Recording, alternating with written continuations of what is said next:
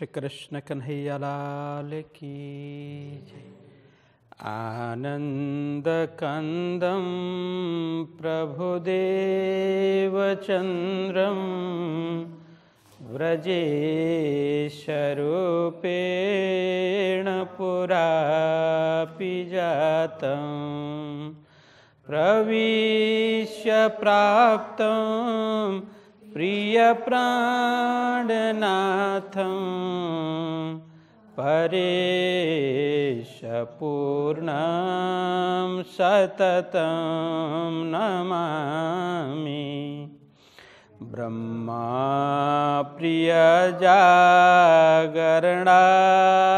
जाता सर्वस्वपाता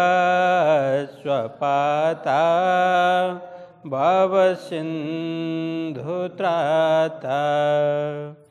विज्ञानदाता निजधर्मधाता दीनैकबन्धो शरणं प्रपद्ये दीनैकबन्धो शरणं प्रपद्ये।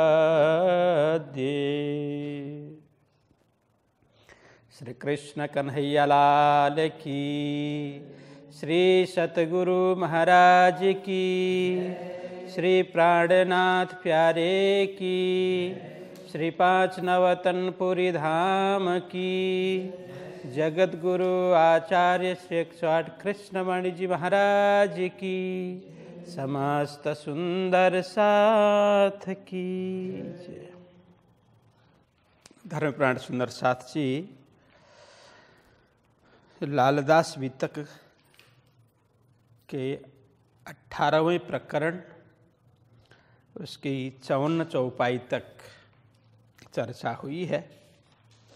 तो 54 चौपाई जो प्रसंग है, जूनागढ़ का प्रसंग चल रहा है।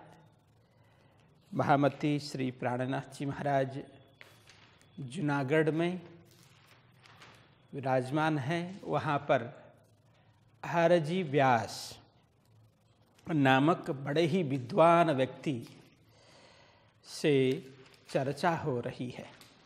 प्राणनाथ जी महाराज सर्वप्रथम तो हरजी व्यास के मुखारविंद से 1 महीना पर्यंत श्रीमद् भागवत कथा भागवत के माध्यम से चर्चा श्रवण करते रहते हैं। जब हरजी व्यास ने प्रसंग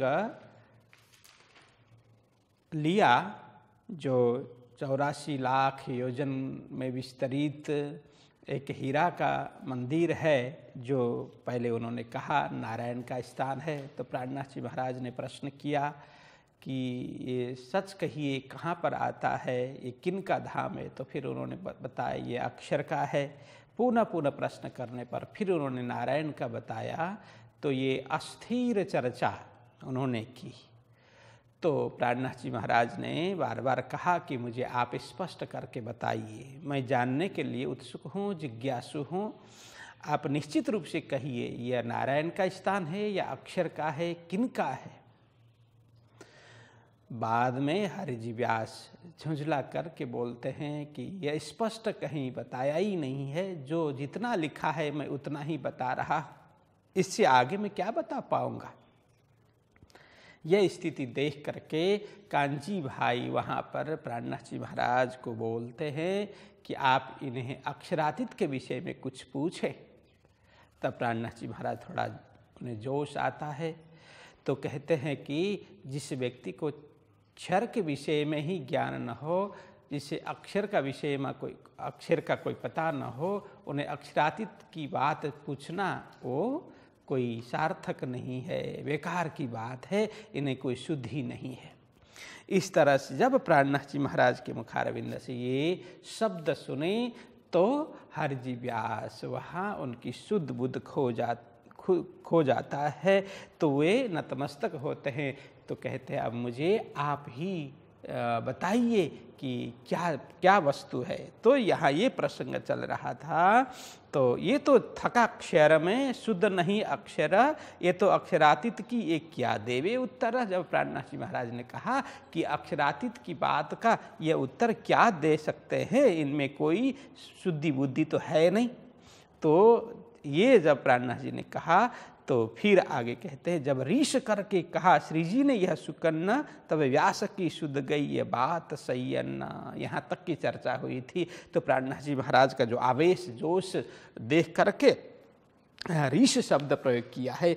कुछ क्रुद्ध आवेश जोश ऐसा देख करके हरि जी व्यास की शुद्धि बुद्धि खो जाती है। तो यहाँ तक प्रसंग हुआ था।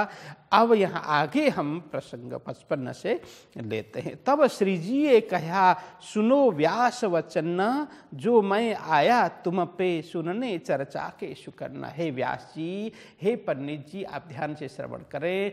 मैं आपके यहाँ आपके द्वारा चर्चा सुनने के लिए आया था। आपके द्वारा ज्ञान चर्चा, शास्त्रों की चर्चा सुनने के लिए ही मैं यहाँ पर आया हूँ। और जो तुमने यहाँ कहा कि जो मैं आया तुम पे सुनने चर्चा के सुकन्ना, ये भी कहा और उन्होंने याद दिलाया मैं इसीलिए भी आया हूँ कि अंतिम समय में जो यहाँ प्रसंग आएगा, तुम वचन अंत समय कहा था मुख से, मैं नहीं इन इंद्र का क्या दान करूं मैं। यह याद है। तो प्राणनाथ जी महाराज याद दिलाते हैं, तुम वचन अंत समय में, अंत समय मतलब मरणासन्न समय में, जब आपको भूमि में उतारा गया था, अंतिम समय जान करके परिवारजनों ने उस समय सावचेत होकर के होश में आकर के आपने क्या कहा था कि मैं नहीं इन इंद्र का, बस इस ब्रह्मांड का मैं नहीं हूँ, ऐसा आपने कहा था। क्या दान करो मैं। तो कहते हैं कि उन्होंने ये शब्द प्रयोग किया था अपने परिवारजनों को, तो मेरे नाम पे दान कर रहे थे। विशेष करके गोदान की बात है। तो गोदान की बात यहाँ करते हुए देख करके आपने कहा था कि गोदान उस समय ये लक्ष्य करके कर रहे थे कि बैतरणी नदी पार कराने हेतु आप लोग मुझे गाय की पूंछ स्पर्श करवा करके दान कर रहे थे। तो आपने कहा था मैं नहीं इन इंद्र का, मुझे वो बैतरणी नदी, मुझे जमपुरी जाना ही नहीं है, उस ओर का नहीं, और इस ब्रह्मांड का भी मैं नहीं हूँ, ऐसा वचन आपने कहा था। तो यह कहते हैं क्या दान करो मैं। तो मेरे कारण, यह कहने मेरे कारण मेरे लिए क्या दान कर रहे हो, ये कोई आवश्यक नहीं है, ऐसा आपने कहा था। और दूसरा क्या कहा था कि और जाको मैं हाँ कही, ताको ना न कही कि नन्न, तिस वास्ते गुमान भानने, मैं भेजिया तुम पर सैयन्ना। तो और दूसरी बात याद करवाई, और आप दूसरी भी बात याद करें क्या कि उस समय आपने यह भी कहा था कि जाको मैं यहाँ कही, जिस वस्तु को, जिस प्रसंग पर, जिस वस्तु के प्रति मैं स्वीकार करता था, स्वीकृति भाव देता था, उसको अस्वीकार करने वाला कोई नहीं था। मैं जहाँ पर हामी भर देता था, वह ना बोलने वाला, उसे काटने वाला कोई नहीं था, कोई नहीं है, ऐसा आपने कहा था। तो और कहते ताको ना न कही किन्न, जाको मैं हाँ बोलता था, उसको ना बोलने वाला कोई नहीं था। किन्न ने, किसी ने, ताको ना न कही किन्न, ना किसी ने भी ना नहीं कहा। तिस वास्ते गुमान भानने, मैं भेजा तुम पर सैयन। आपने अंतिम स्थिति में ये आपने ये कहा था, इसीलिए आपके गुमान या अभिमान, मतलब यहाँ गुमान मतलब अभिमान, भानने मतलब मिटाने के लिए, मैं भेजा तुम पर सैयन, मैंने वो धर्मनिष्ठ, सैयन मतलब सैया, सुंदर साथ कांजी भाई, धर्मनिष्ठ, सेवानिष्ठ, समर्पित सुंदर साथ जो कांजी भाई है, उनको मैंने आपके लिए भेजा था। तो यहाँ कहते हैं गुमान, देखिए अंतिम समय में आपने क्या कहा कि मेरे से बड़ा कोई नहीं है, ज्ञान में कहो, बुद्धि में कहो, क्योंकि ज्ञान में आज तक मेरे से बड़ा कोई मिला ही नहीं करके आपने कहा। तो प्राणनाथ जी महाराज कहते हैं देखो, बड़े लोग होते हैं वो अपनी बड़ाई खुद नहीं करते, तो बड़े बड़ाई ना करे, तो कहते बड़े बड़ाई ना करे, बड़े न बोले बोल। जो बड़ा आदमी है वो अपनी बड़ाई कभी नहीं करता, स्वयं मैं बड़ा हूँ ऐसा नहीं बोलता। तो प्राणनाथ जी महाराज ने समझाया कि हीरा मुख से ना कहे कि लाख टका मम मोल। तो हीरा कभी अपने मुख से मेरी कीमत है 1 लाख 2 लाख ऐसा कभी हीरा बोलता नहीं है। तो आप ज्ञानी थे तो इस तरह से अभिमान आपको नहीं आना चाहिए था। आप इतने उत्कृष्ट हैं तो आपने कहा मुझे पराजित करने वाला ज्ञान में मेरे बराबर कोई नहीं करके कहा, तो ऐसा योग्य नहीं है। तो बड़े बड़ाई ना करे, बड़े न बोले बोल। कभी बड़े आदमी स्वयं मैं बड़ा हूँ ऐसा कभी नहीं कहता। तो प्राणनाथ जी महाराज ने खूब समझाया, मैं भेजा तुम पर सय्यन, मैंने आपको आपकी सेवा के लिए मैंने सय्यन भेजा। मतलब वो कांजी भाई सुंदर साथ धर्मनिष्ठ ऐसे सुंदर साथ को मैंने सेवा के लिए भेजा। तो कहते हैं हमको पठाए हक ने तुमको राखे तित, जिन पर मेहर भगवान की गुमान भान करे रोशन। तो यहाँ कहते हैं देखो हमको पठाए हक ने, मुझे किसने भेजा है? परमात्मा ने भेजा है। आपके इस अभिमान को तोड़ने के लिए, आपको ज्ञान देने के लिए मुझे यह परमात्मा ने भेजा। हक मतलब वो सत्य परमात्मा ने पठाए भेजा। तुमको राखे तिन्न, बस तुमको राखे तिन्न। तो यहाँ राखे मतलब क्या? जीवित रखने के लिए। तुमको जीवित भी उन्होंने रखा है। यदि आप मर जाते, आपकी मृत्यु हो जाती, तो फिर आप अभिमान लेकर के जाते, आपका फिर आवागमन होता कर्म बंधन में आप बंध जाते, भाव बंधन में बंध जाते। इसीलिए वो बंधन से मुक्त करने के लिए आपको तो जमीन में उतार दिया था परिवारों ने। आपकी अंतिम स्थिति, अंतिम गति मरणासन्न जान करके, परंतु परमात्मा ने आपको जीवित रखा। ये भी कारण है कि आपको मुक्त कराना था, आपको ज्ञान देना था। इसलिए मुझे परमात्मा ने भेजा, आपको भी जिंदा रखा और मुझे भी आपके पास भेजा। तो यहाँ यही कहा तुमको राखे तिन्न उन परमात्मा ने राखे व जीवित रखा तुमको, जिन पर मेहर भगवान की गुमान भान करे रोशन। देखिए जिन पर भगवान की कृपा होती है। देखिए यहाँ कितनी अच्छी बात की है। तो कई लोग बोलते भगवान बोलना नहीं होता है, भगवान नहीं बोल सकते। ऐसा नहीं है। देखो भगवान मतलब षड ऐश्वर्य, जिसमें सब कुछ है वही भगवान है, जिसमें सब कुछ सामर्थ्य है वो भगवान। तो यहाँ कहते हैं जिन पर मेहर भगवान की, जिन पर भगवान की कृपा हो, आशीर्वाद हो, मेहर हो, अनुकंपा हो, वो क्या करेंगे? गुमान भान करे रोशन। बस जिस व्यक्ति के प्रति मान लेना कि जिसके प्रति कृपा उतरी है, जिसके प्रति कृपा है, जिस भक्त के प्रति, सुंदर साथ के प्रति, जिस व्यक्ति के प्रति कृपा है, उन्हें किसी भी प्रकार से अभिमान में परमात्मा नहीं रखते। अभिमान दूर करेंगे, अभिमान तोड़ेंगे। अभिमान अनेक प्रकार के होंगे ना, 1-2 प्रकार का अभिमान थोड़ी है। किसी को ज्ञान का अभिमान होगा, किसी को बुद्धि का अभिमान होगा, किसी को बल का अभिमान होगा, किसी को संपत्ति का अभिमान होगा, धन बल होगा, है ना, रूप का बल हो, रूप का अभिमान होगा। अनेक प्रकार के अभिमान होते हैं। तो भक्त को कभी भी भगवान अभिमानी नहीं बनाते। कभी अभिमान आया भी तो किसी भी तरह से अभिमान को तोड़ देंगे। किसी को बल का अभिमान आया तो उसको निर्बल बना देंगे, उससे बलवान के साथ में मिलाप करवा देंगे। तो फिर वो समझेगा कि अरे मैं तो अपने बल में अभिमानी हो गया था, लेकिन मैं उसके आगे तो मैं कुछ भी नहीं हूँ।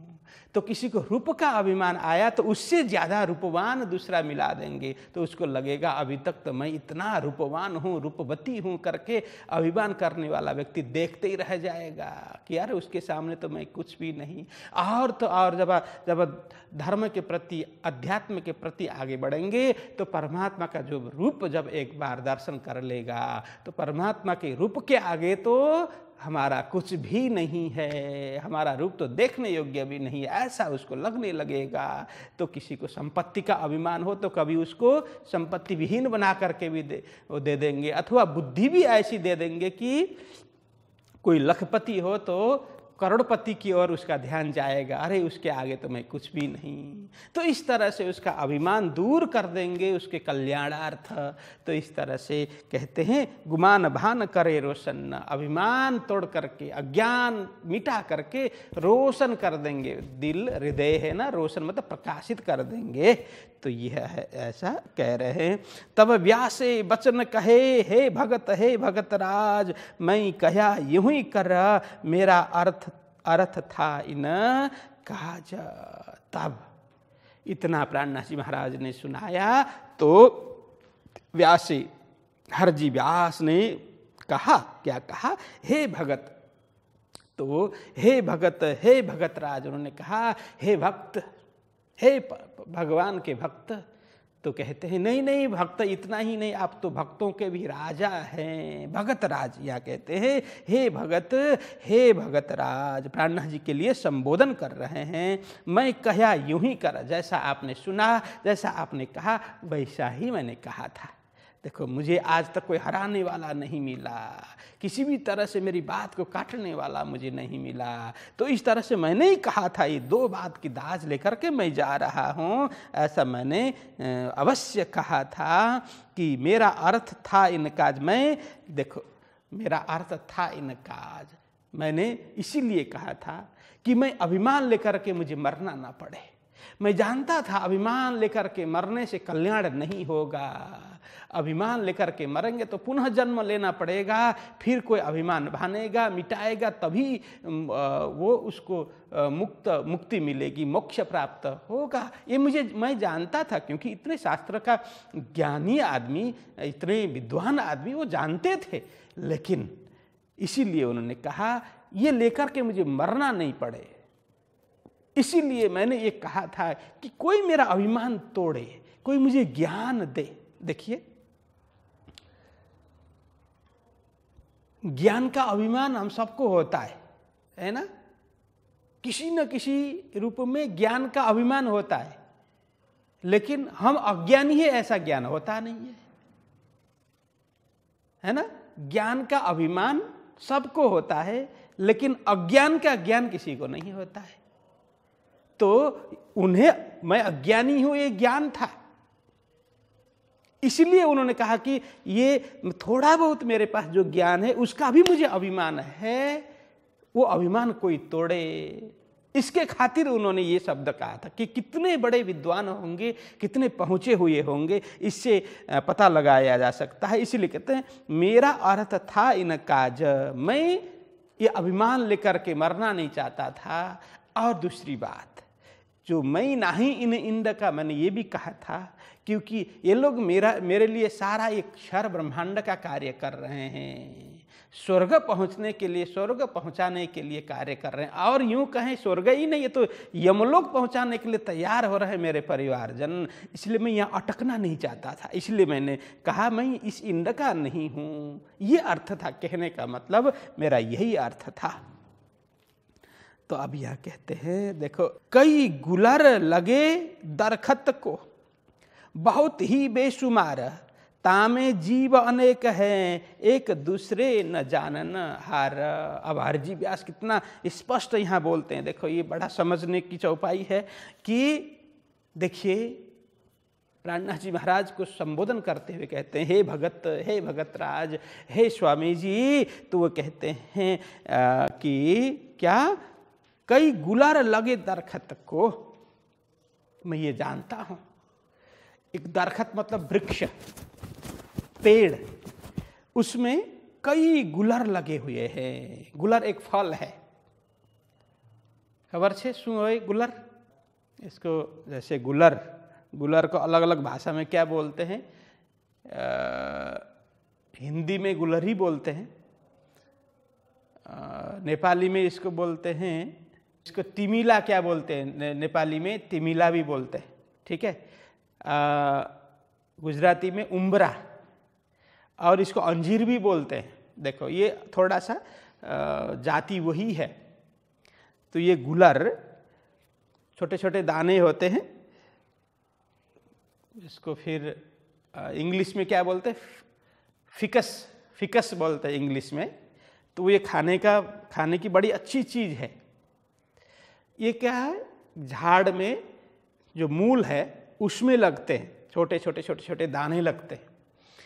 और इसमें वैसे तो ये खाने का फल ही है, लेकिन कई वृक्ष में उसमें कीड़े लग जाते हैं।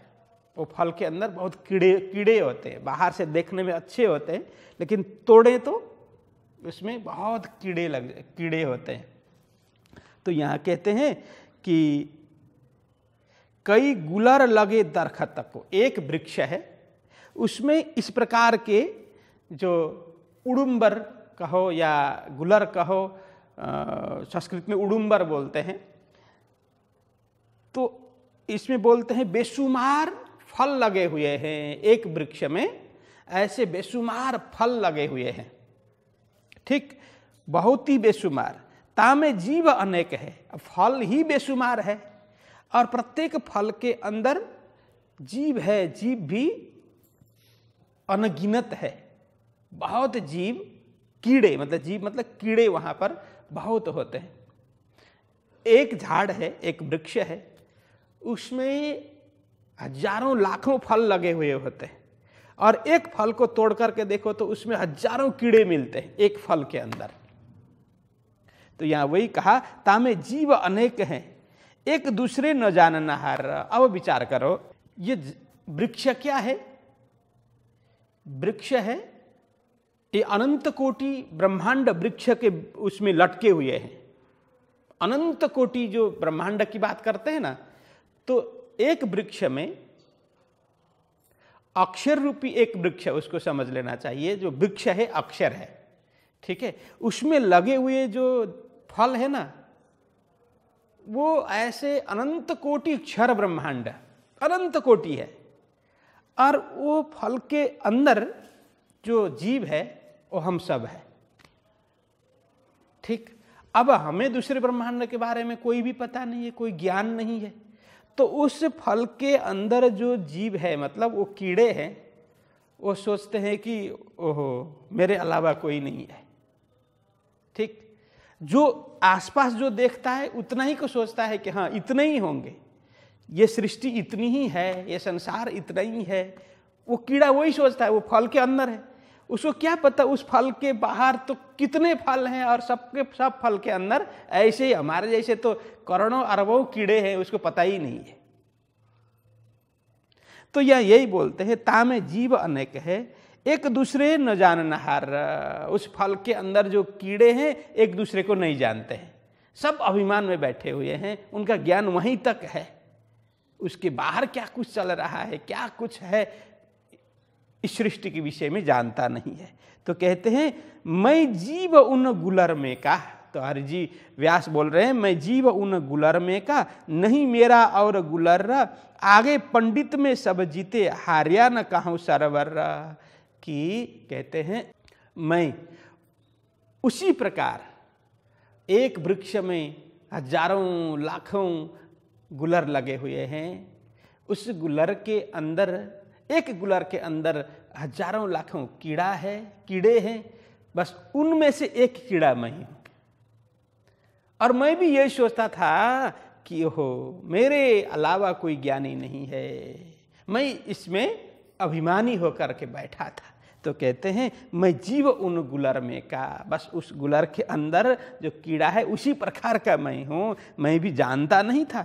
नहीं मेरा और गुलर, तो कहते हैं कि मेरे अलावा अन्य भी यहाँ गुलर लगे हुए हैं इस पेड़ में, मैं जानता नहीं था। नहीं मेरा और गुलर, यहाँ मेरे अलावा कोई अन्य गुलर है, फल है, ऐसा मुझे ज्ञान ही नहीं था।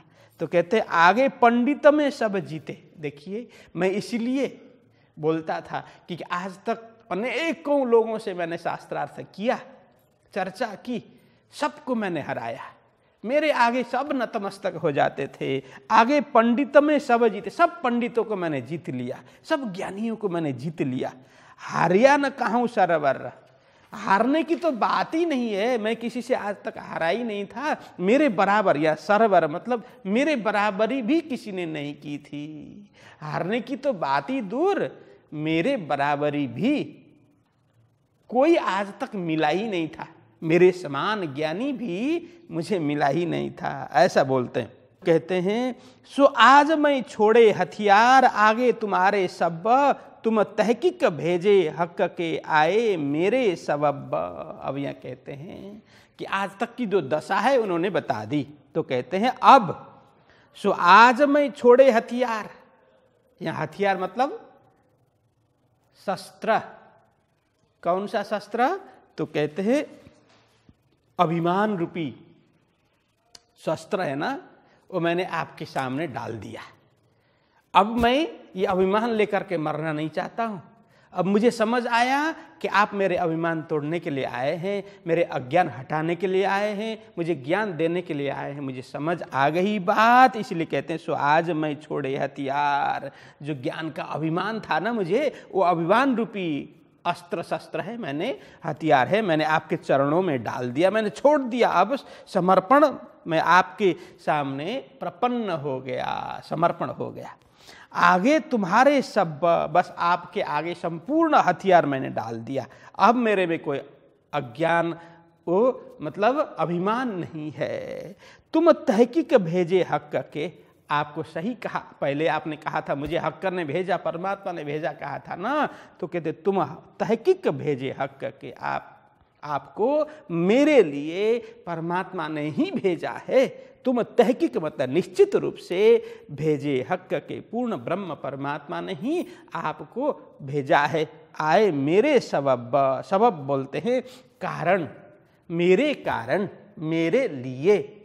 मेरे कारण मतलब मेरी आत्मा को जगाने के लिए, मेरे कार्य सिद्धि करने के लिए ही आपने कष्ट किया, आपको परमात्मा ने यहाँ तक भेजा। तो इस तरह से उन्होंने अपना सब कुछ हथियार डाल दिया प्राणनाथ जी के चरणों में। तो कहते हैं अब आगे, मोको बताओ तुम वह जो राह मुस्तकीम, मैं तो कछु न जानत मोहे दिखाओ अजीमा।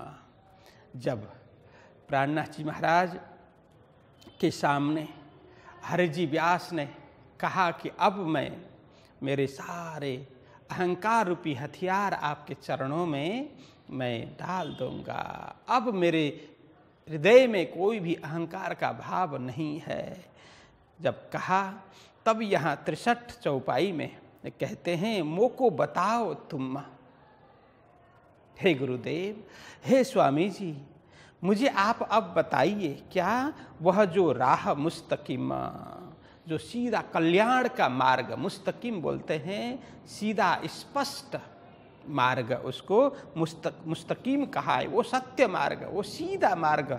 मुझे आत्म कल्याण की भावना है, मुझे आत्म कल्याण की प्यास है, इसलिए आज तक तो मैंने अनेक शास्त्र पढ़े, वेद पढ़ा, बहुत ज्ञान अर्जित किया, लेकिन कल्याणकारी मार्ग मुझे मिला नहीं है। तो आप अब परमात्मा ने आपको मेरे लिए ही यहाँ भेजा है, मेरे कारण भेजा है। पहले चौपाई में यही आया कि मेरे कारण ही, मेरे जीवन को उद्धार करने के लिए, मेरी आत्मा को उद्धार करने के लिए ही आपको परमात्मा ने मेरे सामने भेजा है।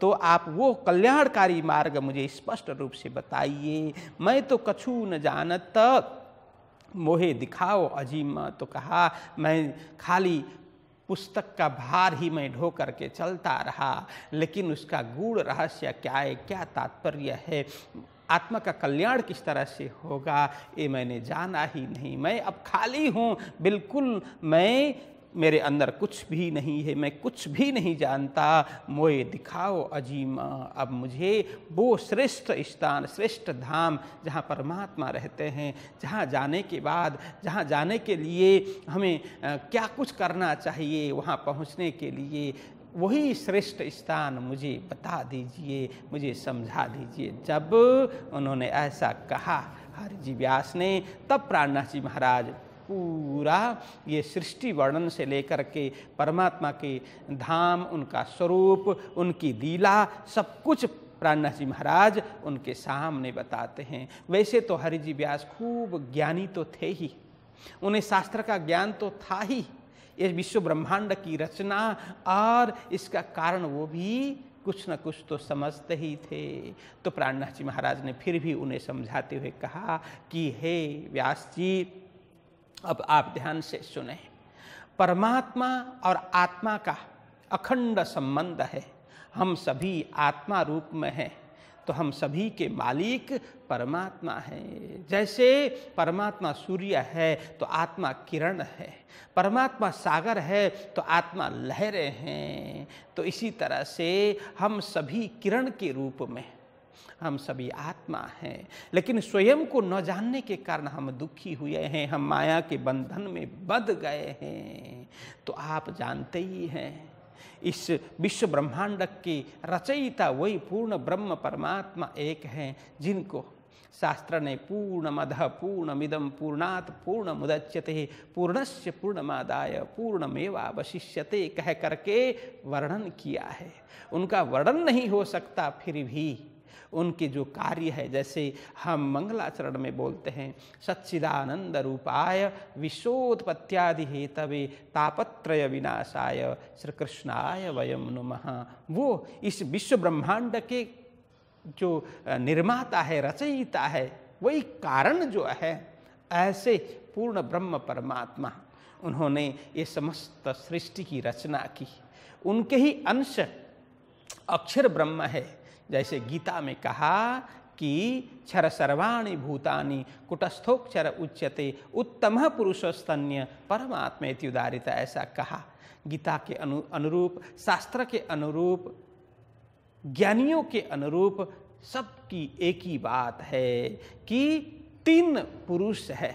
एक तो क्षर पुरुष जो नाश होते हैं, नाशवान को क्षर कहा, नित्य प्रति क्षरण होने वाला, क्षरण धर्म, क्षरणशील जो है उसको क्षर कहा, और जो अविनाशी है जिसको कुटस्थ कहा, अक्षर कहा, जो क्षय नहीं होता उसको अक्षर कहा। लेकिन क्षर एवं अक्षर दोनों पुरुष से एक अन्य पुरुष है जिनको उत्तम पुरुष करके संबोधन किया गीता में। तो कहते हैं उत्तम पुरुषस्तन्य परमात्मेति उदारित, तो वही उत्तम पुरुष ही परमात्मा है, बस उसी को अक्षरातीत कहा है। क्षर, अक्षर एवं अक्षरातीत, उन्हीं अक्षरातीत के अंश स्वरूप अक्षर हो गए। अक्षर के द्वारा यह सारी सृष्टि रचना हो गई। लेकिन अक्षर ने भी अपने मन से एक सृष्टि की जिसको क्षर पुरुष कहा गया। क्षर पुरुष मतलब नारायण भगवान, आदि नारायण भगवान, ये क्षर पुरुष है। आदि नारायण भगवान के द्वारा तीन पुरुष प्रकट हो गए, ब्रह्मा, विष्णु एवं महेश। बस उनको कार्य सौंपा, ब्रह्मा जी को उत्पत्ति का कार्य सौंपा, सृष्टि रचना का कार्य सौंपा, भगवान विष्णु को पालन करने का कार्य सौंपा, और भगवान शंकर को इनको संहार करने का कार्य सौंपा। उनसे त्रिदेव हो गए, मतलब 33 प्रकार की देवी देवताएं उनसे ही हो गई, और उनको अलग अलग कार्य सौंपा गया, और उनका धाम, उनका स्थान भी अलग अलग बन गया। यहाँ इतना ही हमें जानना है कि अक्षर ब्रह्म की एक पलक में ये अनंत कोटि विश्व ब्रह्मांड बनते हैं, और एक पलक में सारे मिट जाते हैं। अक्षर कुटस्थ है, अविनाशी है, लेकिन क्षर है वो नाशवान है। हम सभी इसी क्षर ब्रह्मांड में, इसी मृत्यु लोक में हैं। तो हे व्यास जी, आप जानते हैं मृत्यु लोक के नीचे भी 7 लोक है, अतल, वितल, सुतल, तलातल, महातल, रसातल, पाताल, और उसमें अलग अलग प्रकार के जीव वहाँ रहते हैं। विशेष करके पाताल से लेकर के अतल तक, इस संसार के, इस ब्रह्मांड के सबसे नीचे गर्भोदक समुद्र है। गर्भोदक समुद्र, वहाँ पर शास्त्र में हम पढ़ते ही हैं, आप जानते ही हैं कि एक कच्छप है, विशालकाय कच्छप, बस उसके ऊपर शेष नाग की सेज्या बना करके नारायण शयन करते हैं, इसको शेष नारायण कहा। उनके 30,000 योजन ऊपर पाताल लोक है। तो पाताल लोक यह 14 लोकों में सबसे नीचे का लोक है। तो कहते हैं वहाँ पर अलग अलग प्रकार की सर्प की जाति, जैसे नाग जिसको बोलते हैं नाग जाति, वहाँ पर रहते, मतलब तामस प्रवृत्ति के लोग हैं, वहाँ पर रहते हैं पाताल में। तो पाताल से ऊपर रसातल है। तो रसातल कहते हैं पाताल से 10,000 योजन ऊपर यह रसातल है। यहाँ रसातल में अलग अलग प्रकार के दैत्य दानव आदि रहते हैं। कहने का मतलब जो भी संसार में दैत्य प्रवृत्ति के लोग होंगे, दानव प्रवृत्ति के लोग होंगे, इनके शरीर छूटने के बाद वहीं पहुँचेंगे। इसलिए कहा ना कि अधो गच्छन्ति तामसा, वो ये सब तामस प्रवृत्ति के लोग हैं, अधो लोक में जाएंगे। ऊर्ध्व गच्छन्ति सत्वस्था, सत्ववृत्ति वाले सारे लोग हैं, ये ऊपर जाएंगे, मतलब पृथ्वी लोक से ऊपर जाएंगे। अधो गच्छन्ति तामसा, तामस प्रवृत्ति के लोग नीचे जाएंगे। तो रसातल के ऊपर महातल है, यह भी रसातल से 10,000 योजन ऊपर है। तो महातल में भी तामस प्रवृत्ति के ही लोग रहते, विशेष करके कद्रु के पुत्र जो सर्प योनि जिसकी है, कद्रु के पुत्र, इस प्रकार के सर्प वगैरह वहाँ रहते हैं। और सर्पों की भांति तामस प्रवृत्ति में रहने वाले, तामस प्रवृत्ति का जीवन जीने वाले लोग जो संसार में होते हैं, इनके शरीर छूटने के बाद ये सारे लोग महातल में पहुँचते हैं। तो फिर महातल के बाद तलातल आता है। यह भी महातल से 10,000 योजन बताया गया है। यहाँ पर यहाँ हजारों लाखों ऐसे राक्षस रहते हैं, राक्षस प्रवृत्ति के लोग रहते हैं। उसमें विशेष करके मय दानव है, मय नाम का दानव वहाँ पर निवास करता है। कुल मिलाकर के इतना ही संसार में दानव प्रवृत्ति के लोग, आसुरी प्रवृत्ति के लोग जो होंगे, तो इसी लोक में जाकर के तलातल में जाकर के रहते हैं। तो उसके ऊपर है सूतल लोक, वो नीचे से ये 5वां लोक है, पाताल से लेकर के ये 5वां लोक है सूतल लोक। यह तलातल से 10,000 योजन इसको बताया गया है। और यहाँ भी अनेक प्रकार के दैत्य दानव असुर वगैरह रहते हैं। यहाँ विशेष करके ये बलि राजा की राजधानी यहाँ पर बताई गई है। तो उसके ऊपर 6वां लोक है जिसको बीतल कहा गया है।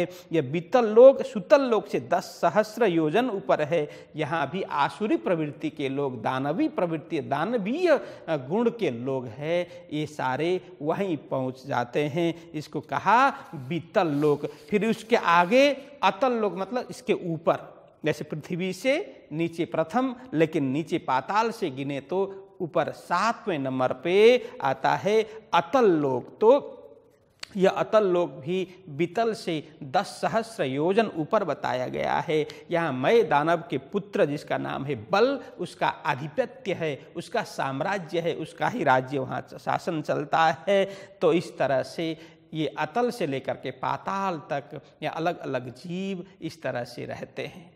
यह कहते हैं शास्त्र के अनुरूप, यह पाताल लोक से लेकर के ये सब चौड़ाई तो बहुत ज़्यादा नहीं, ये कहते हैं 100 योजन लंबे चौड़े ये सारे लोक हैं। यहाँ पृथ्वी में जो कार्य करते हैं, पृथ्वी को कहा है कर्म भूमि, या जैसे कर्म करेंगे इन सारे लोक में पहुंच जाते हैं। उसकी जीव है, उसकी आत्मा है, इन लोकों में जाकर के भोग करती है। जैसे तामस प्रवृत्ति के लोग हैं, दानव प्रवृत्ति के लोग हैं, असुर प्रवृत्ति के लोग हैं, तो इस तरह से ये नीचे के लोक में जाएंगे। और यह पृथ्वी है, यह कर्म भूमि, यहाँ कर्म करते हैं।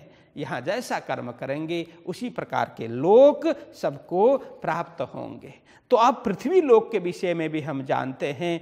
तो पृथ्वी लोक है, नीचे से ये 8वां लोक है, पाताल से गिने तो ये 8वां लोक है। तो कहते हैं ये विराट के उदर, विराट पुरुष का जो पेट है, उदर है। जैसे हम भोजन करते हैं ना, जैसा भोजन करते हैं तो पेट में पहुंचने के बाद सब रस सभी इंद्रियों को पहुंच जाता है भोजन करने के बाद।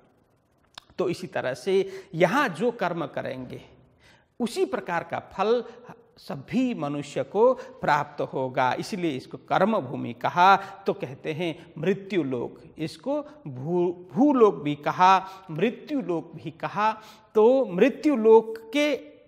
मृत्यु लोक में 7 द्वीप का वर्णन है। शास्त्रों में मृत्यु लोक के 7 द्वीप है ऐसे बताया, जिसमें जम्बू द्वीप, प्लक्ष द्वीप, सालमली द्वीप, क्रौंच द्वीप, शाक एवं पुष्कर द्वीप, इस प्रकार के 7 द्वीप और 7 सागर बताए। एक एक द्वीप को घेर करके 7 समुद्र है, जो पहले भी व्याख्या हो चुकी है। उसमें विशेष करके लवण समुद्र, इक्षुरस समुद्र, सुरा, घृत, दधि, दूध एवं दिव्य जल का समुद्र, एक एक द्वीप को घेर करके इस तरह से समुद्र की बात भी बताई है। और इसके सबसे मध्य भाग में जम्बू द्वीप बताया है। तो इसी जम्बू द्वीप में हम सभी रहते हैं। देखिए जम्बू द्वीप में भी यहाँ कहा है, जम्बू द्वीप के मध्य भाग में एक सुमेरु पर्वत है। सुमेरु पर्वत के चारों ओर 9 खंड बताया गया है। 9 खंड इस प्रकार है: भारतवर्ष, किम पुरुष, हरिवर्ष, इलावृत, भद्राश्व, केतुमाल, रम्यक, हिरण्य एवं कुरुवर्ष, इस प्रकार से 9 खंड इसको बताया गया है। तो इस प्रकार से यह मृत्युलोक अन्य लोक से अधिक महत्वपूर्ण है। यहाँ कर्म करने का अधिकार है, हम जैसा कर्म करेंगे वैसा ही हमें फल प्राप्त होने वाला है। तो यहाँ पर 84 लाख प्रकार के जीव यहाँ पर निवास करते हैं और कर्म करते रहते हैं, और उसी कर्म के आधार पर फिर भोग भूमि में उन्हें प्राप्त होता है। जो नीचे 7 पाताल है और ऊपर के लोग, ये सारे भोग भूमि कहलाते हैं, ये कर्म भूमि है। तो इस पृथ्वी से ऊपर जो लोक है इसको भूवर लोक कहा शास्त्रों में। इससे भूवर लोक, जैसे पृथ्वी को 8वां लोक कहा, नीचे पाताल से गिने तो पृथ्वी 8वां लोक है, और 9वां लोक उसको कहा भूवर लोक। भूवर लोक कहते हैं मृत्यु लोक से 100 योजन ऊपर यह भूवरलोक का स्थान है, जहाँ पर अनेक प्रकार के पितृगण रहते हैं। सिद्ध विद्याधर आदि लोग वहाँ पर रहते हैं। जैसे हम पितृओं की पूजा करते हैं, पितृओं के लिए श्राद्ध करते हैं, ये विशेष करके इसी लोक में, इस पृथ्वी से एक लोक मात्र ऊपर, जिसको भूवर लोक कहा, वहाँ पर रहते हैं। तो इसके साथ साथ में कहते हैं वहाँ पर यक्ष, भूत, प्रेत, पिशाच आदि भी ये भूवर लोक में निवास करते हैं, ऐसा बताया गया है। इसके बाद में भूवर लोक से ऊपर स्वर्ग लोक, देखिए पृथ्वी लोक से ऊपर भूवर लोक से ऊपर स्वर्ग लोक की बात शास्त्रों में बताई गई है। तो स्वर्ग लोक पृथ्वी से 3रा लोक है। यहाँ पर इंद्र, वरुण, कुबेर आदि और 33 प्रकार की देवी देवताएं वहाँ पर आनंद विलास करते हैं, वहाँ पर भोग करते हैं। यहाँ देवताओं की अनेक पुरी है, अनेक धाम है स्वर्ग में। वहाँ पर देवी एवं देवताएं स्वच्छंद होकर के विचरण करते हैं, क्रीड़ा करते हैं, आनंद करते हैं, स्वर्ग का सुख प्राप्त करते हैं वहाँ। तो जो भी इस संसार में हमने कमाया है, अर्जित किया है, कर्म करके जो अर्जित किया है, वो इस स्वर्ग में हमें भोग करने को मिलता है। लेकिन जो हमने कमाया है वो क्षय होने के बाद, पूर्ण होने के बाद फिर हम पुनः इस संसार में आना पड़ेगा जीव को। इसलिए छिन्ने पुण्य मृत्युलोके विसंति। तो छिन्न, जैसे हमने कहीं घूमने के लिए हम गए हैं, तो वहाँ हम कुछ पैसे लेकर के गए, तो पैसे पूरे हो गए तो लौटना पड़ेगा, पूरे होने से पहले लौटना पड़ेगा। तो इसी तरह से हमने यहाँ जो कुछ भी पुण्य कमाया है वो स्वर्ग में जा कर के भोग करते हैं। लेकिन पुण्य क्षय होते ही फिर हमें जन्म लेना पड़ेगा, फिर संसार में आना पड़ेगा। इस तरह से अब स्वर्ग के ऊपर महरलोक की बात कही है। स्वर्ग से ऊपर है वो महरलोक है।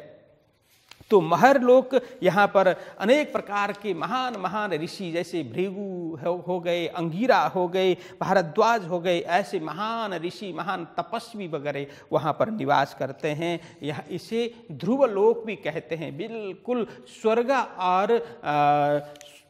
और महरलोक के हद में सीमाना में ध्रुवलोक बताया गया है, ध्रुव भी वहाँ पर विराजमान है। तो इसके ऊपर जनलोक है, जनलोक महरलोक से 2 कर्ण योजन ऊपर यह जनलोक की बात कही है, जनलोक बताया है। यहाँ पर जनलोक में विशेष करके वैसे तो अनेक देवी देवता, अनेक महान लोग वहाँ रहते हैं, लेकिन विशेष रूप में यहाँ ब्रह्मा जी के जो मानस पुत्र है, जिसको 4 सनकादिक कहा है, सनक, सनंदन, सनातन एवं सनत कुमार, ये 4 सनकादिक का निवास जनलोक में बताया गया है। और इनके अलावा अनेक आत्मा वहाँ रहते हैं जो संसार में सत्य, अहिंसा वगैरह का पालन करते हैं, धर्म कर्म खूब अच्छी तरह से करते हैं। ऐसे आदर्श पुरुष, आदर्श आत्मा भी वहाँ जाकर के भोग करती है, जनलोक में जाकर के। फिर उसके बाद में तपोलोक है। जैसे तपोलोक नाम से ही हमें पता चल रहा है, यह लोक जनलोक से ऊपर है। यह महान तपस्या करने वाले संसार में के कामना पूर्वक तपस्या करने वाले, भोग की इच्छा से तपस्या करने वाले ऐसे महान तपस्वी जन, योगी जन, सिद्ध महात्मा जन जाकर के तपोलोक में निवास करते हैं। फिर उसके बाद में उसके ऊपर आता है 14वां लोक, जो नीचे पाताल से लेकर के गणना करें तो 14वां लोक है, जिसको कहा है सत्यलोक। सतलोक भी बोलते हैं, सत्यलोक भी बोलते हैं। तपलोक से ऊपर यह सत्यलोक शोभायमान है, जिसे ब्रह्मलोक भी शास्त्रों में बताया गया है। यहाँ पर ब्रह्मा, विष्णु, महेश, त्रिदेव, विशेष करके ब्रह्मा जी के लिए भी वहाँ अलग धाम है, विष्णु का अलग धाम है। ब्रह्मा का ब्रह्मालोक, विष्णु का वैकुंठ लोक और भगवान शंकर का कैलाश धाम। तो इस तरह से तीनों धाम वहाँ पर सुशोभित है। तो इस तरह से 14 लोक की बात हो गई। तो प्राणनाथ जी महाराज इस तरह से पाताल से लेकर के 14 लोक तक बताते हैं। तो शास्त्र में यह न्यूनाधिक रूप में व्याख्या है ही। इसके ऊपर अब प्राणनाथ जी महाराज और अच्छी तरह से कहते हैं कि हे व्यास जी, इस 14 लोक को पूरा घेर करके अष्टावरण है, 8 आवरण जिसको कहा अष्टावरण। तो 8 आवरण क्या क्या है? तो पृथ्वी, जल, तेज, वायु, आकाश, मन, बुद्धि एवं अहंकार। ये पंचमहाभूत एवं मन, बुद्धि, अहंकार, ये आवरण, ये 8 आवरण से ये 14 लोक घिरा हुआ है। ये 8 आवरण के बीच में है, इसलिए अष्टावरण कहा गया है।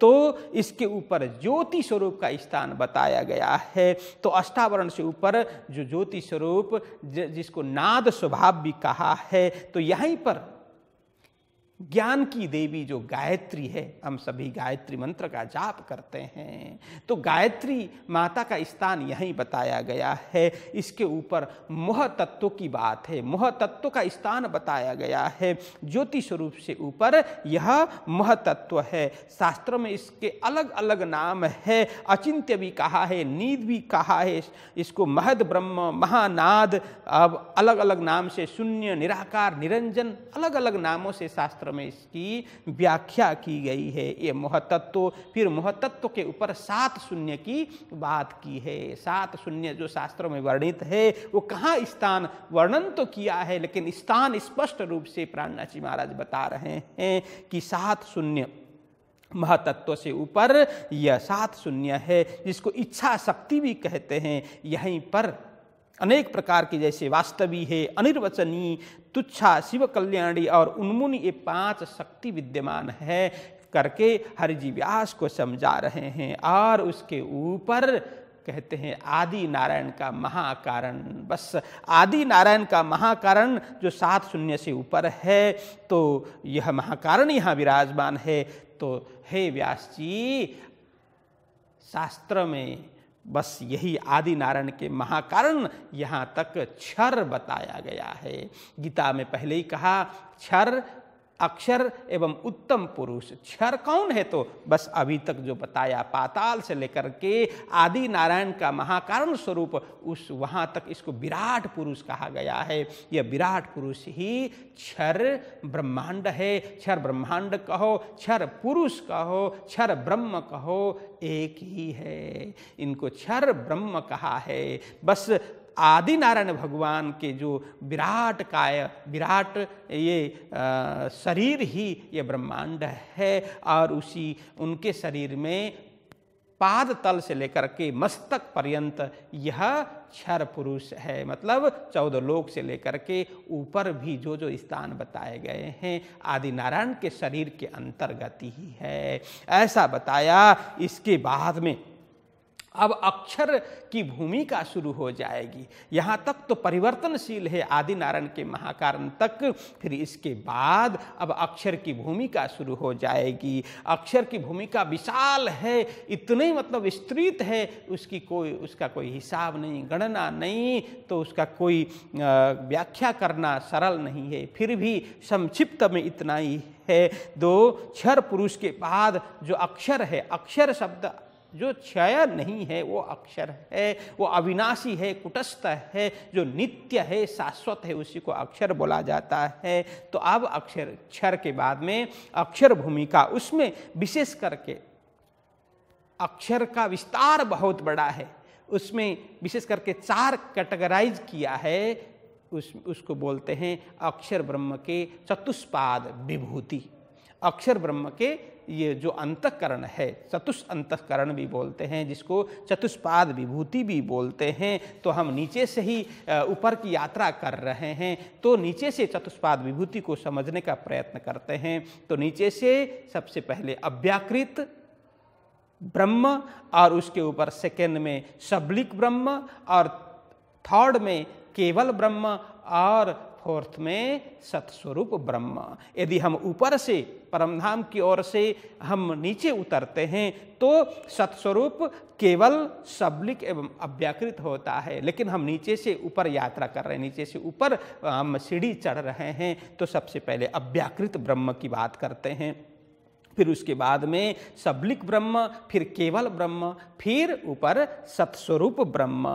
तो कई लोगों को यह शंका होती है, तो अभी तक तो गोलोक की बात तो आई नहीं। जैसे सत्यलोक में वैकुंठ की बात आ गई, कैलाश की बात आ गई, ब्रह्मालोक की बात आ गई, स्वर्ग की भी बात आ गई, अष्टावरण की जो बात आ गई, जो ज्योति स्वरूप की बात आ गई, मोह तत्व की बात आ गई, सबकी बात तो आ गई, लेकिन गोलोक धाम की बात नहीं आई। तो सुनिए, गोलोक कहाँ पर है? शास्त्र में गोलोक के विषय में बताया है, गोलोक अखंड में है। तो गोलोक क्षर में नहीं है, गोलोक है अक्षर में है। इसलिए जो भी गोलोक की बात करते हैं, गोलोक धाम की बात करते हैं, तो ये अखंड की बात करते हैं। लेकिन यह समझने की बात यह है, गोलोक भी नित्य गोलोक और प्रतिभासी की गोलोक है। तो नित्य गोलोक, शास्त्रों में जो गोलोक की बात की गई है, यह विशेष करके सबलिक ब्रह्म के कारण स्वरूप में विद्यमान, सबलिक जो हमने चतुष्पाद विभूति के विषय में सुना, जो सबलिक ब्रह्म है, सबलिक ब्रह्म के कारण में ये नित्य गोलोक विद्यमान है। वहां पर श्री कृष्ण जी एवं राधा एवं उनकी सखियां नित्य लीला किया करते हैं। तो यहाँ अब फिर जो प्रतिभास कहाँ है, तो कहते हैं अव्याकृत में स्थित जो गोलोक है वही नित्य गोलोक का प्रतिभास है। अव्याकृत में भी गोलोक धाम है, और जो सबलिक ब्रह्म के कारण में भी गोलोक धाम है। तो सबलिक ब्रह्म के कारण में जो गोलोक है उसको नित्य अखंड बताया गया है, और अव्याकृत में स्थित गोलोक को उसको प्रतिभास बताया गया है।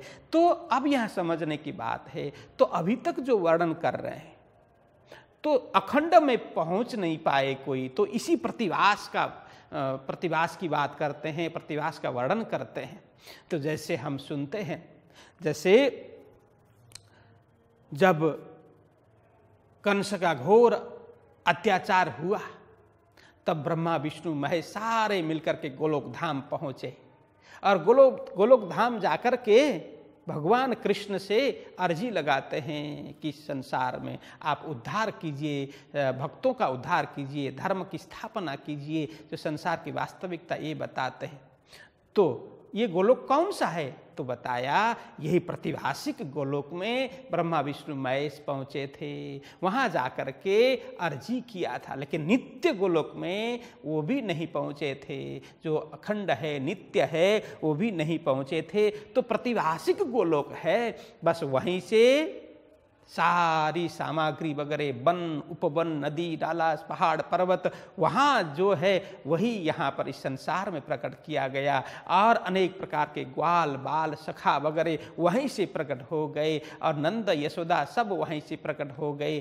तो इस तरह से इस संसार में इस प्रकार की बात हुई। तो ये चतुष्पाद विभूति का वर्णन तो बहुत है, जो लीला है वो अपार है, बेशुमार है। अभी संक्षिप्त में हम समझते हैं। तो इसके ऊपर चतुष्पाद विभूति पूरा अक्षर में हो गया। तो उसके ऊपर अब उत्तम पुरुष, जिसको गीता में कहा अक्षरातीत ब्रह्म कहा शास्त्र में, बस उनकी भूमिका शुरू हो जाती है, जिसको 25 पक्ष परम धाम के रूप में माना गया है। तो प्राणनाथ जी महाराज बताते हैं, तो ब्रह्म कहें, परमात्मा कहें, ईश्वर कहें, सत्य कहें, एकम सद विप्रा बहुधा वदंती, वही पूर्ण ब्रह्म परमात्मा का धाम ये अक्षर से भी परे, जो अभी अक्षर की भूमिका की बात की, उससे भी परे जो है वो अक्षरातीत ब्रह्म है, जिनको उत्तम पुरुष कहा गया है। जो गीता में जिसको परम धाम कहा है, वही परम धाम ब्रह्म सृष्टियों का मूल है। तो इस प्रकार से 25 पक्ष में जो विभाजित है, वो समझाने के लिए विभाजित शब्द प्रयोग किया गया है। लेकिन परमधाम तो एक ही रस, एक ही आनंद का सागर है, वहाँ कोई विभाजन है नहीं। तो शास्त्रों में एको ब्रह्म द्वितीयो नास्ति कहा है, वही पूर्ण ब्रह्म परमात्मा के लिए कहा है। विज्ञानम आनंदम ब्रह्म कहा है उपनिषद में, वही पूर्ण ब्रह्म परमात्मा अक्षरातीत श्री कृष्ण जी के लिए कहा है। रसो वही सह ब्रह्म वही रसः आनंदम ब्रह्म, इस प्रकार से तैत्तिरीय उपनिषद में बताया गया है। वही परम धाम, वही परमात्मा के लिए बताया गया है। तो हे व्यास जी, तो हद पार बेहद है, बेहद पार अक्षर, अक्षर पार वतन है, जागिए इन घर। तो ब्रह्म सृष्टियों का मूल स्थान वहाँ पर है, परम धाम जिसको अक्षरातीत धाम कहा है। ईश्वरी सृष्टि का मूल है अक्षरधाम, और जीव सृष्टि का मूल है वैकुंठ धाम। तो हे व्यास जी, हे हरि जी व्यास, अब आप सोचिए आप कहाँ पहुँचना चाहते हैं, आप कहाँ के जीव हो अथवा कहाँ की वासना हो, ये आपको समझना चाहिए। इस तरह से जब प्राणनाथ जी महाराज ने पाताल से लेकर परमधाम तक का वर्णन करके हरिजी व्यास को सुनाया, तो हरिजी व्यास भी सुन करके निहाल हो गए। उनको बड़ा आनंद आया। जो प्रसंग था, मैं इन खेत का नहीं हूँ, उन्होंने कहा था, मैं इन इंड का मैं नहीं हूँ, कहने के लिए तो कह दिया था, क्योंकि शास्त्र के ज्ञानी तो थे ही, लेकिन पूरा उनको स्पष्ट उजागर नहीं हुआ था, पूरा रहस्य खुला नहीं था, आटी घुटी कुछ बाकी थी। इसीलिए अब प्राणनाथ जी महाराज ने स्पष्ट रूप से जब बता दिया, तब उनकी जो आत्मिक दृष्टि है वो खुल गई, उन्हें ब्रह्मानंद का अनुभव होने लग गया। तो सुंदर साथ जी यह इस प्रकार से जब उन्होंने प्राणनाथ जी से अर्जी लगाई थी, मुझे वो अजीम श्रेष्ठ स्थान के बारे में और उसको प्राप्त करने के बारे में, किस प्रकार से प्राप्त किया जा सकता है वो बताइए, कहा। तब प्राणनाथ जी महाराज ने उन्हें दसदा प्रेम लक्षणा भक्ति, प्रेम से ही परमात्मा को पाया जा सकता है, ज्ञान से जाना जा सकता है, प्रेम से पाया जा सकता है, इस तरह से उन्हें जागृत किया। प्रेम ही जीवन है, प्रेम ही परमात्मा है, इसीलिए उन्हें पाने का साधन भी प्रेम है। ऐसा करके प्राणनाथ जी महाराज ने खूब प्रबोध किया हरिजी व्यास को। उसके बाद में अब आगे बढ़ते हैं। जेता अंकुर इनका तहालो भई सुहबत, फेरी तिन से जुदे पड़े आए नौतनपुरी में तित्ता। अब इतनी चर्चा के बाद जितना उनका अंकुर था, भाग्य था, संबंध जितना था, देखो यदि परमधाम का संबंध नहीं हो तो कितने भी बार सुनाओ वो परमधाम जाने वाले नहीं है, समझने वाले नहीं है। इसीलिए यहाँ कहा कि जितना अंकुर उनको था, उनके पास जो संबंध जिससे रखते थे, संबंध भाग्य जितना था, उतना ही उनको हुआ। तहालो भई सोहबत सत्संग सानिध्य प्राणनाथ जी महाराज का उनको प्राप्त हुआ, वहाँ तक ही उन्हें प्राप्त हो उनके भाग्य के अनुरूप। फिर तिन से जुदे पड़े, फिर उनसे अलग होकर के प्राणनाथ जी महाराज आए नौतनपुरी में तित, नौतनपुरी धाम में पहुँच गए। अब क्यों पहुँच गए तो यहाँ कहते हैं संबत 1719 देश पर आया कुतुब खान। बस उत इल्हाम हुआ थी ब्रह्म सृष्टि की पहचान। तो ये संबत दे रहे हैं, संबत 1719 में देश पर आया कुतुब खान। देखो यहाँ आया मतलब उसने चढ़ाई की, आक्रमण किया। कुतुब खान कौन? यह गुजरात का सूबेदार। किसने नियुक्त किया था कि मुगल सल्तनत औरंगजेब बादशाह तब दिल्ली में था, उसने अपना सूबेदार नियुक्त किया था कुतुब को अहमदाबाद में। ये पूरा गुजरात को मतलब अपने कब्जा में उसने लिया था।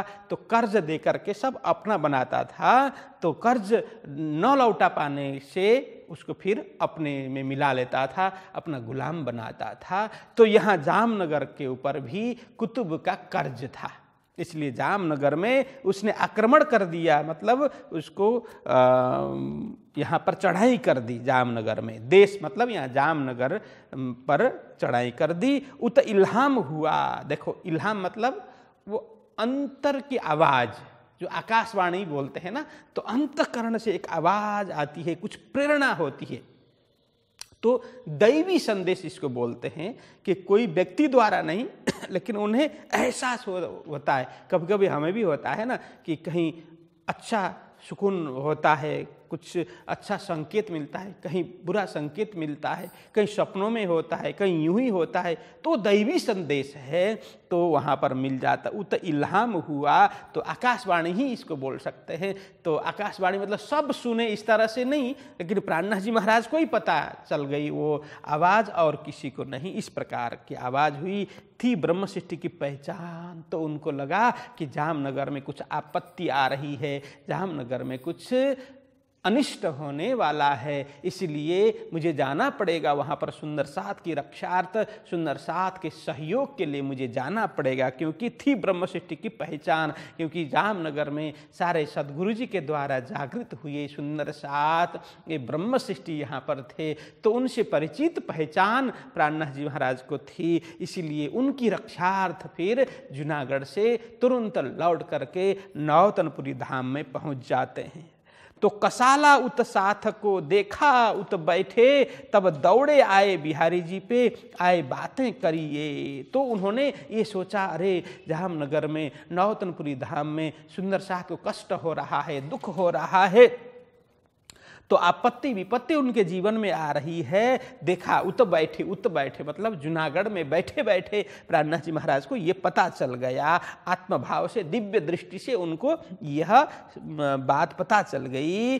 तब दौड़े आए बिहारी जी पे। यहाँ दौड़े मतलब दौड़ करके नहीं है, मतलब शीघ्र, मतलब अब कोई विलंब किए बगैर वहाँ से तुरंत निकल जाते हैं और आकर के बिहारी जी से मिलते हैं। आए बातें करी ए, अब बातें करी ए, क्या बात करी कि अब किस तरह से सुंदर साथ को इस विपत्ति की घड़ी से मुक्त किया जा सकता है, किस तरह से इन्हें यह आपत विपत्त से मुक्त किया जाए।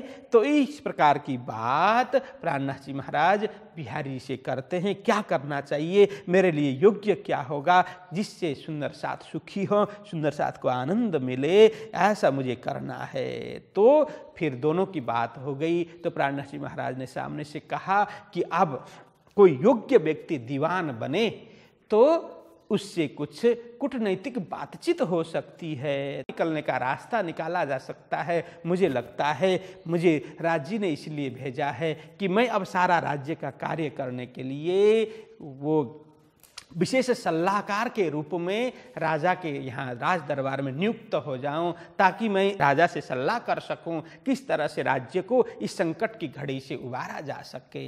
ऐसा बिहारी जी से चर्चा करके फिर विश्वोत्तरे जाम सत्ता की लई दीवानगिरी सब सारा कसाला सिर पर खींच लिया।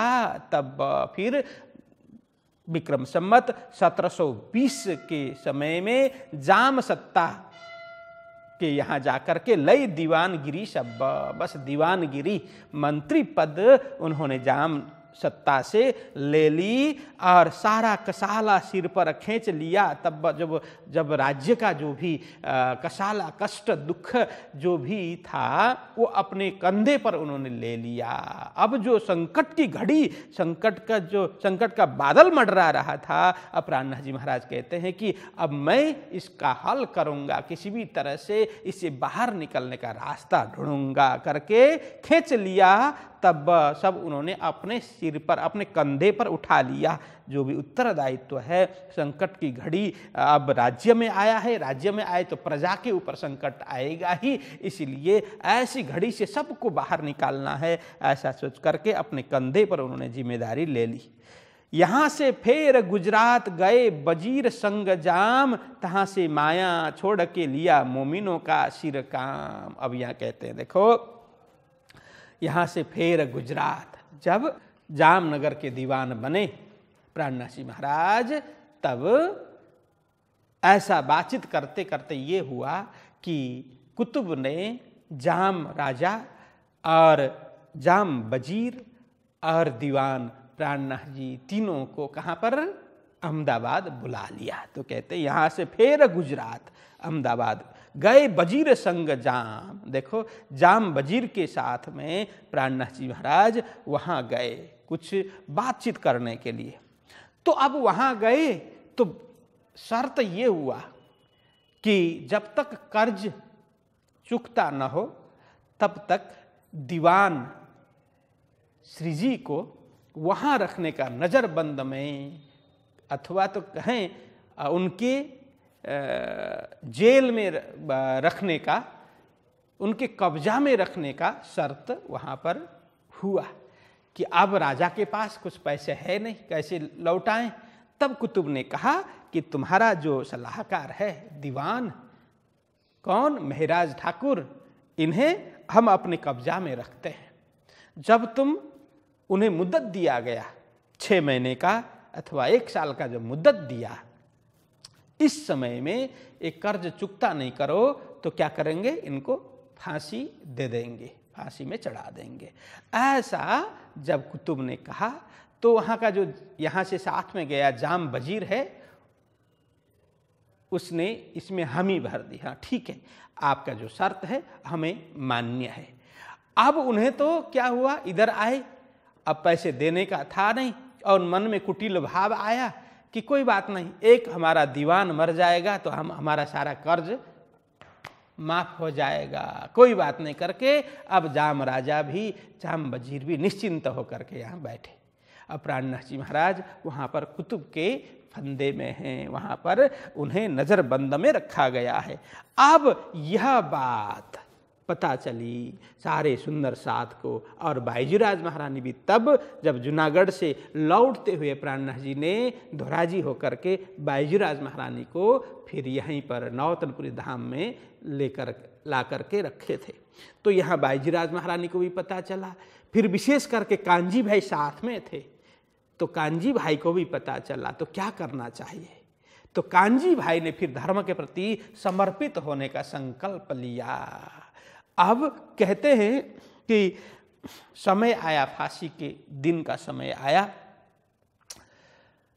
तो कहा जाता है कि किसी को भी फांसी देनी हो उससे 1 दिन 2 दिन पहले, कितने दिन पहले उनके परिवार में से एकाध व्यक्ति, विशेष करके पति हो तो पत्नी को मिलने के लिए दिया जाता है, पत्नी हो तो अब पति को मिलने दिया जाता है, ऐसे घर के परिवार को किसी सदस्य को मिलने के लिए दिया जाता है, ऐसा सुना है। तो वहाँ पर कांजी भाई ने सोचा कि अब बाईजी महारानी जाकर के वहाँ कुछ काम होने वाला नहीं है, उन्होंने सोचा अब मैं जाऊंगा, मैं बायजू महारानी का वेश धारण करके प्राणनाथ जी से मिलने के लिए जाऊंगा, क्योंकि मिलने तो देंगे घर के किसी सदस्य को। तो कहते हैं बायजू महारानी से उन्होंने चर्चा की, लेकिन बायजू महारानी पहले तो मानी नहीं कि ये कैसे संभव होगा। तो कान्जी भाई ने खूब समझाया, किसी भी तरह से प्राणनाथ जी को वहाँ से निकालना जरूरी है, सदगुरु जी की आज्ञा है, यह जागनी का कार्य उनसे ही होना है, सुंदर साथ की जागनी उनसे होनी है। तो मैं जाऊँगा, आपका वस्त्र आभूषण सब वेश पहन करके मैं जाऊँगा और उन्हें बाहर निकालूंगा। मैं फांसी के फंदे में चढ़ने के लिए तैयार हूँ। देखिए धर्म के प्रति क्या कुर्बानी का भाव है कान्जी भाई का। तो ये इससे बड़ा धर्म के प्रति समर्पण का और कोई दृष्टांत नहीं हो सकता। तो ये पूरा बायजू महारानी का भेष धारण करके फिर वहाँ पर पहुँच जाते हैं। कान्जी भाई जो जूनागढ़ में मिले थे वही वहाँ पहुँच जाते हैं और अंदर गए। फिर प्राणनाथ जी महाराज को सब कुछ बताया। उन्होंने बहुत कहा आप ये वेश धारण करके आप निकल जाइए। तो पहले तो प्राणनाथ जी ने खूब समझाया ऐसा नहीं हो सकता। तो उन्होंने सौगंध दिया, देखिए आपको सुंदर साथ की जागनी करनी है, जो सदगुरु जी ने जो काम सौंपा है वो काम अभी पूरा हुआ नहीं है, तो मेरे लिए नहीं तो सदगुरु जी के खातिर भी आप ऐसा करेंगे, सुंदर साथ के लिए आप ऐसा करेंगे, यही वेशभूषा धारण करके आप बाहर निकल जाइए। तो कहते हैं वही वेशभूषा धारण करके महिला का श्रृंगार करके, जो कान्जी भाई श्रृंगार पहन करके सज करके गए थे, जो वस्त्र आभूषण पहन करके गए थे, वही वस्त्र आभूषण सब अपने शरीर में डाला, पहन करके फिर प्राणनाथ जी महाराज वहाँ से बाहर निकलते हैं। देखो यही प्रसंग है, तहाँ से माया छोड़ के बस अब उन्होंने संकल्प किया, अब मैं आज के बाद यह माया का काम करने वाला नहीं हूँ। यही प्रसंग है, तहाँ से माया छोड़ के लिया मोमिनों का सिर काम। बस मोमिनों का मतलब सुंदर साथ की जागनी का कार्यभार, इस ब्रह्म ज्ञान को चहुदिश फैलाने का कार्य, जो सदगुरु जी ने जो कार्य सौंपा था, उत्तरदायित्व दिया था, वो सब निर्वहन करने के लिए अब संकल्प किया, मैं आज के बाद माया का कार्य करूँगा ही नहीं, मैं मात्र अब धर्म का कार्य, अध्यात्म का कार्य ही करूँगा, माया का कार्य मैं स्पर्श भी नहीं करूँगा। ऐसा करके लिया मोमिनों का सिर काम, बस जागनी का दायित्व अपने कंधे पर लेकर के वहाँ से प्राणनाथ जी महाराज निकल गए। तो ये कहते हैं आए दीव गुजरात से श्री राज भय फारक, माया पूरी दिखाए के नजर करी तरफ हक। फिर वहाँ से अहमदाबाद से तो प्राणनाथ जी महाराज आए दीव गुजरात से। गुजरात से दीव, अभी दीव बंदर है, दीव बोलते हैं टापू, चारों ओर समुद्र है, बीच में टापू, बीच में जमीन है, उसको दीव बोलते हैं। वहाँ पर श्री राज भय फारक, अलग होकर के, अब माया से अलग होकर के, यहाँ कहने का मतलब माया से अलग होकर के श्रीराज दीव पहुँचे। यहाँ श्रीराज करके संबोधन करते हैं लालदास जी महाराज। माया पूरी दिखाए के नजर करी तरफ हक, बस परमात्मा ने श्री जी को पूर्ण रूप से माया दिखा दिया। माया का क्या ताकत है, ए माया छे अति बलवंती, उपनीचे मूल धनी थकी, कहा ना। तो माया का जो बल है, रूप है, प्रभाव है, वो दिखा दिया। तो इसलिए तो प्राणनाथ जी महाराज कहते हैं ना, एणे समय जे अममा बीती, केटली कहूँ तेह फजीती, मैं तो रूढ़ी रीते रही थी, पण मुने लीधी जीती।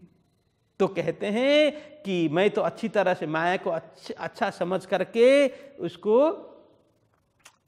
उसके स्वभाव इतना भयानक नहीं होगा ये सोच रहा था, मैं तो अच्छी तरह से उसको सोच रहा था। लेकिन कहते हैं कि हो ये माया का स्वरूप है, स्वभाव है, ये तो भयंकर है, उसके पास भी नहीं जाना चाहिए। बाहें ग्रही लई निसरी, मैं तृण युद्ध कीदा फरी फरी, पछे गत मत मारी हरी, लई बस पोता ने करी। देखो अनेक बार युद्ध किया, मैं उससे विजयी होता रहा, लेकिन अंतिम में तो मैं परास्त ही हो गया, माया को मैं जीत नहीं पाया।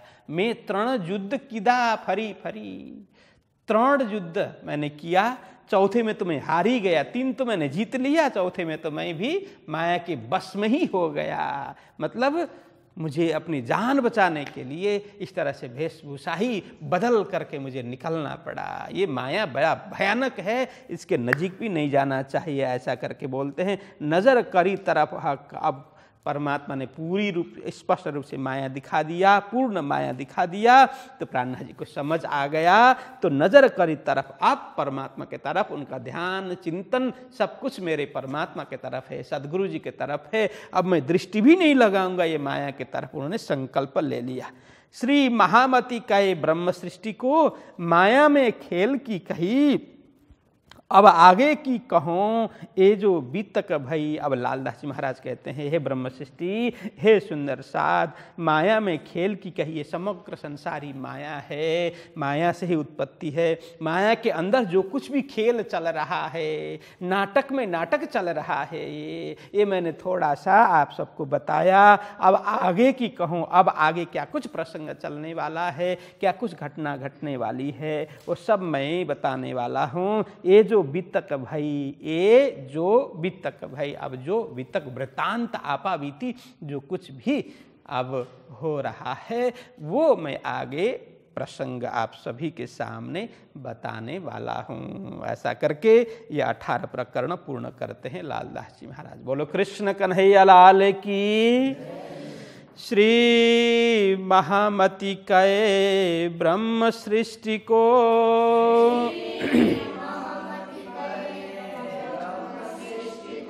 माया में खेल की कही, अब आगे की कहूँ, ये जो बीतक भई, ये जो बीतक भाई। बोलिए कृष्ण कन्हैया लाल की। श्री सद्गुरु महाराज की। श्री प्राणनाथ प्यारे की।